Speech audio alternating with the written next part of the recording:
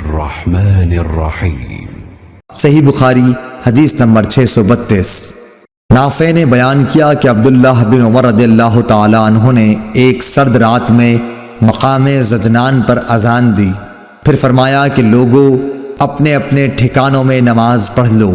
और हमें आपने बतलाया कि नबी करीम सल्लल्लाहु अलैहि वसल्लम मुअज्जिन से अजान के लिए फरमाते और ये भी फरमाते कि मुअज्जिन अजान के बाद कह दे कि लोगों अपने ठिकानों में नमाज पढ़ लो। यह हुक्म सफ़र की हालत में या सर्दी या बरसात की रातों में था।